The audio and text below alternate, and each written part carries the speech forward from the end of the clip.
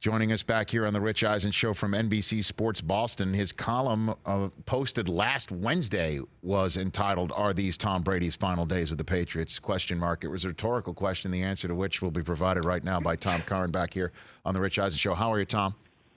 I'm not telling. Don't put me up. Don't you sell me down the river that way, Richard. Well, I mean, I read because I read your stuff, Tom. You said it sure sounds like it is. His final days with the Patriots. As I wrote, it needs a radical course change to avert what appears to be a divorce, and it could still be an amicable divorce. It could be just simple irreconcilable differences. We go each other's ways, or it could get ugly. But it does certainly seem that way unless there's a radical course change. Well, I mean, I assume losing to the Kansas City Chiefs at home is not the radical course change that we're looking for. What does an amicable divorce look like, Tom, where they just say, we're both done here? I mean... yeah, they say, look, Tom, you want $27 million, which is highly reasonable since Jimmy Garoppolo, for instance, makes $27 this year. We paid you $23 in 2019. We paid you, 15 or 16 with incentives that weren't even able to come close to hit 2018. You want to get paid more, we're just not going to do it. I'm going to sink that kind of money into it. And Brady says, yeah, I understand. I felt that might be coming. The whole 43 thing's bugging you, isn't it? Well, I'm going to go someplace else or at least see what else is out there. And once he finds that, Rich, and it's the right situation, which I think he could find, he'll go to it. I really don't think retirement is anywhere in his sights. And again, I'm speaking of my perspective. No one's telling me how it's going to play out. I'm just watching the way things are adding up. They're not making predictions that this is what's going to happen, but the radical course change, that's informed opinion. Well, then let's continue pulling on this thread. What is the right scenario for him? I mean, give me when he goes shopping and some team raises their hand. What is the right scenario for him that is actually feasible come March? And if I can just take the liberty, I think probably people are sitting out there and saying, how did it get to this? And I think it got to this beginning in 2014, before I get to the scenario. Yes. When you are the Patriots and you try and have a succession plan you put in place with Jimmy Garoppolo, you draft him in 2014, a year after you signed Brady to a contract that brought him through 2017 and his 40-year-old season.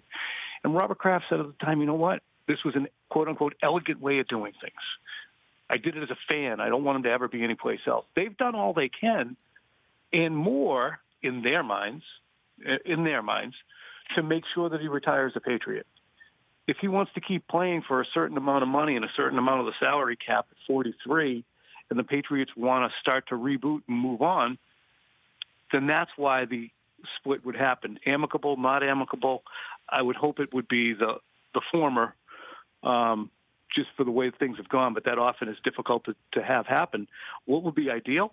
Honestly, Rich, knowing who he is since he's been in the public consciousness for 20 years and more, he wants to be able to prove something to somebody who thought that he couldn't do something, that he was unable to continue at a level. And that's why I keep coming back to the Miami Dolphins as a possibility. It's got your Michigan man friend, Stephen Ross, in charge. It's got Jerry Shaplinski as a quarterback's coach and Chad O'Shea as your offensive coordinator and Brian Flores as the head coach. It's got defensive personnel on the other side. It's certainly got a culture, I think, that's being instilled this year. So there or Los Angeles would be the two prime places. But again, I don't think they're even debating at this juncture where he might land. I know the Chargers would be all over that. And with all due respect to Phillip Rivers, I mean, if you want to shake things up to try and get people to buy tickets in a new building, come see Tom Brady play, even though he's 43. And at least that might be a team that is close to a Super Bowl, but wouldn't be able to sit there in the AFC East to play twice in New England. So that's Tom Curran here on the Rich Eisen Show. And in terms of, turning things completely around, and have a radical course change, that would mean making a deep run into the playoffs right now, Tom. And this is the midway point of our conversation, so it's time for everybody to start booing us, I think, Tom, based on what we saw yesterday. What do you make of the boos in Gillette yesterday? I don't mind boos. I really don't. It's a review not of the 20 years, which I think a lot of people have. You can't boo because they did something back last February. You're saying I loudly and verbally reject what I've been watching, and that's okay with me. Yeah, it's a little bit narrow. It's a little bit short-sighted, and there will be a time when a half like that the Patriots put out there, people are going to be saying, that wasn't that bad. It's probably not that long in the future either. So, but people aren't used to having it look like that, nor are they used to having them kind of just tuck tail and go into the locker room, which they did with timeouts still in their pocket. So the booing doesn't bother me, but people are having a very difficult time, aside from what they saw in the first half, wrapping their head around the fact that they're not going to be able to wave a magic wand like they did in 2018 and have everything go fine, because they're not looking at the details of 2018 closely enough. And I don't want to babble on and on. No. But that's the reason why I framed the booing in terms of the way that I did, which is I think it is indicative of a certain fear in the fan base that this is finally different, that this looks different. That said, the N'Keal Harry touchdown that wasn't, because they botched his foot actually being inbounds rather than out of bounds, as they called it, to me looked like a physical, athletic play on the outside that's missing, that might suddenly start sparking. And then there's the question that I have for you on the run game. How in the world does Sony Michel go from setting a record for most touchdowns by a rookie in a postseason last year, and how in the world does Josh Jacobs, who's the offensive rookie of the year in Oakland, and Najee Harris, who's been dynamite for Alabama this year, none of them can leapfrog Damian Harris on the depth chart in Alabama, and he's drafted by the Patriots, and he's a healthy scratch every week. What's with the run game in New England, Tom? It's almost as if the offensive line and the guys who open the holes matter. Not be a smart ass, but yeah, that's what it comes down to. I mean, David Andrews isn't just injured. It's David Andrews, his backup, Ted Karras, and then James Ferentz was in there yesterday. Trent Brown was an outstanding left tackle last year. He was moved out because Isaiah Wynn was present, and then he was hurt, so Marshall Newhouse, who's barely NFL level, was in there. Cannon and Mason on the right side haven't been good, and the biggest part of it is you took not only Rob Gronkowski, one of the all-time greatest blocking tight ends, who was absolutely critical in the team's ability to run the ball last year, but you took Dwayne Allen out of the mix, and you didn't replace him. So that's just a fleet of differences that Dante Scarnecchia can't overcome. And then we get to the stuff with N'Keal Harry. And Bill Belichick talked about it on the conference call today. He only played 2 snaps, Bill.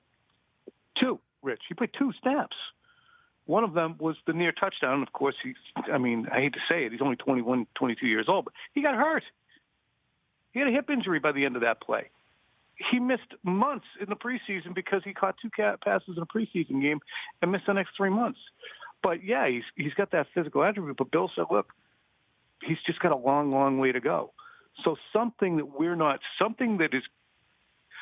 seeing the tip of the iceberg in that 12-yard play that got him to the brink of the end zone should have been a touchdown. But the iceberg underneath has much more, I'm guessing, that leads them to believe that he's not what they want on the field. Well, and then part of the iceberg also, you can take a look at Seattle. DK Metcalf was on the board. They took N'Keal Harry instead, and we look at what he's doing right now. DK Metcalf is percolating, if you will, in Seattle. And then on top of all of that, too, Josh Gordon was making some plays last night. Do we know what happened there in New England, why he can't? Because he would have been an answer here, obviously, for the Patriots. So with Jacob Hollister, I mean, he's cruised around out there and made plays as well. With Josh Gordon, the rumblings were that he was becoming less dependable, and he wasn't on the details of the way they had hoped, and in terms of being where he was supposed to be when he was supposed to be there. Wasn't necessarily missing meetings, but wasn't necessarily exactly where they hoped he would be. And, when you look at his situation, he was dropped in their lap in August, at the end of August. And I thought it was interesting to hear Bill Belichick's comments when he was reinstated, even though they stuck with him. He wasn't over the moon. It was like, we'll see how it goes with him. We're not going to activate him right away. We'll see how it goes. We'll see what we got. We haven't seen him in 6 months. So I think he was on a very, very, very short leash. And as his recovery from the injury that he had continued and went a little longer than I thought it would, and other things cropped up, I think they said better to get out early on this than later. Well, look, Tom, I'm obviously invested in this for many reasons. My family's a bunch of Patriots fans. I'm a big I'm a big Tom Brady guy. On top of it, Bill Belichick said working on the NFL 100 all-time team show made him a better coach. So if he doesn't make the playoff run here after that, maybe people start looking at me, and I can't have it. So how do you think this all winds up from here, Tom? Best guess for me. Rich, they got to score more than 20 points all the time. They have to score more than 20 points offensively because you can't expect a defense going against playoff caliber teams to keep everybody under 20 points. Yesterday, who the hell did they play yesterday? Blank. The Texans scored on a short field last week. Right. Yesterday, the opponent. Chiefs? Jeez, what is the hell? I'm too tired. No, brother, I'm with you. Yesterday scored on a short field yesterday as well, too. I know. Okay, Texans, Ravens, Chiefs. Jeez. No. And the interesting thing is those are the four division leaders. The Patriots' 3 losses are to the 3 other division leaders, you know. Yeah, and they're punching in short field touchdowns, so it's not even like they're allowing 28 or 21 points. They're allowing 20, but the Patriots have no shot of scoring more than 20. So this defense has to do an incredible amount for the Patriots to advance to where people think they are. But this year, unlike last year, there is no healthy player who's going to come back and make a difference as Curran did down the stretch. There are health issues, there are personnel issues, there are continuity issues. So it's a tough road to hoe. Tom, appreciate the time, man. Appreciate the time. I'm doing your pod tomorrow, right? Let's complete the home and home. Patriots talk. Yep, I want Patriots Talk podcast, Tom Curran's Patriots Talk podcast, and I want full details on that NFL 100 thing because I have enjoyed the hell out of it. Well, I mean, and again, this past week episode on Friday where Ed Reed showed up, and my favorite part about it is that the Bellustrator that Bill uses, that a lot of fans know from him with Zolak, right, locally in New England, where he shows off his X's and O's and his passion for the game. We have only him he does that only for old school, grainy film players for some of the show. This time though, he told Ed Reed during the commercial break and he just threw this on everybody. He goes, "Hey Ed, I'd like to show some of your film on the film segment." And then, so, it's not like there was a scrambling or anything like that, but all the producers got around. Of course, we were going to do what Bill wanted to do. And Ed Reed's like, absolutely. And I said to Ed, I'm like, Ed, he has not asked this of any other players that have been here. And there have been some all-time greats here. He loves Ed Reed. I mean, absolutely loves Ed. And I just loved that everybody got to see that passion in a way. And it's funny because Bill used to, Brady we'd ask him about Ed Reed. He goes, "Oh, you mean Ed Belichick?" Is that right? Yeah, you would call him, Ed Belichick? Yeah, he's like Bill's kid. And, last thing I'll say before we have to get me the hell out of here is I'm such a football addict. I mean, I grew up reading Super Bowl books. I don't know why we had them in our library at Hobmark Elementary School, but I know those players. And to hear Belichick mention John Jefferson the other day and talking about Mike Haynes, John Jefferson was my guy. He was everybody's guy. He might have been your guy, too. No, sure, of back course. in the early 80s. Oh, yeah, man. So every week, it's great. I'm enjoying the hell out of it. And there's 3 more episodes to go. And I believe the quarterback show that finishes up has now been expanded to 2 hours. I mean, it's all going to be great for the rest of this month. Thanks for the time, Tom. I can't wait for the tight ends. I think it's going to be fascinating for folks around here. Yeah. I don't know what's going to happen. I don't.